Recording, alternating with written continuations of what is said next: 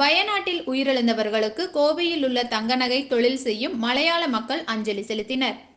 கடந்த 10 நாட்களுக்கு முன்பு கேரள மாநிலம் வயநாடு பகுதியில் ஏற்பட்ட நிலச்சரிவில் சிக்கி 300க்கும் மேற்பட்டோர் உயிரிழந்தனர். பலரது உடல்கள் மீட்பு பணித்துறையினரால் எடுக்கப்படாமலேயே போனது. இந்த சம்பவம் இந்திய மக்கள் அனைவரையும் அதிர்ச்சியிலும் சோகத்திலும் ஆழ்த்தியுள்ளது. மேலும் பல்வேறு மாநில அரசுகளும் கேரள மாநிலத்திற்கு உதவிக்கரம் நீட்டியுள்ள நிலையில் பல்வேறு தனியார் மற்றும் தன்னார்வ அமைப்புகளும் தங்களால் இயன்ற உதவிகளை செய்து வருகின்றனர். பல்வேறு அதிகாரிகள், பிரதமர் என அனைவரும் வயநாட்டிற்கு நேரில் சென்று சம்பவ இடத்தை பார்வையிட்டு வருகின்றனர். இந்த நிலையில் கோவையில் உள்ள தங்கநகை செய்யும் தொழிலாளர் சங்கத்தினர் வயநாட்டில் உயிரிழந்தவர்களுக்கு அஞ்சலி செலுத்தினர்.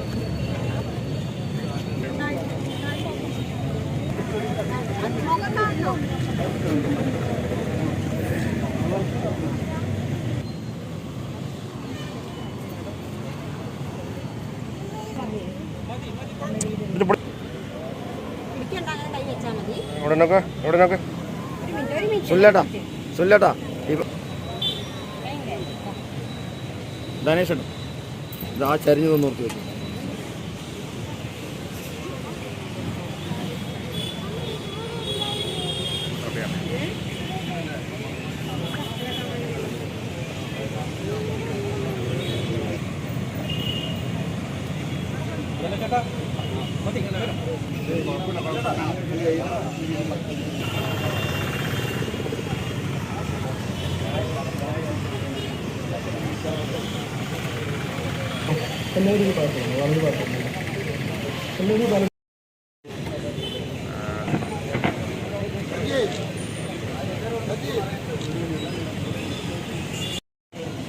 നമ്മുടെ கவுன்சில் പരിഗണിക്കുന്നു.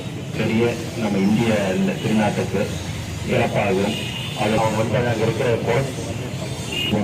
அங்கிருந்து 2-3 குழந்தைகள் தாய்ப்பால் கொடுத்தாங்க. அந்த இந்திய திருநாட்டின் கைவினைஞர் சங்கம் சார்பாக ஏற்பாடு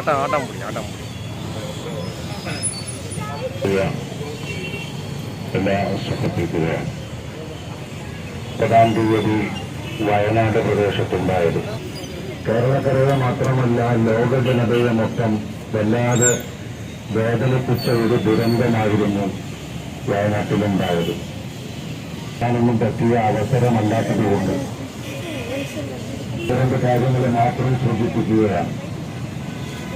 ദുരന്തങ്ങളൊക്കെ ഓർമ്മപ്പെടുത്തിക്കൊണ്ടിരിക്കുകയാണ്.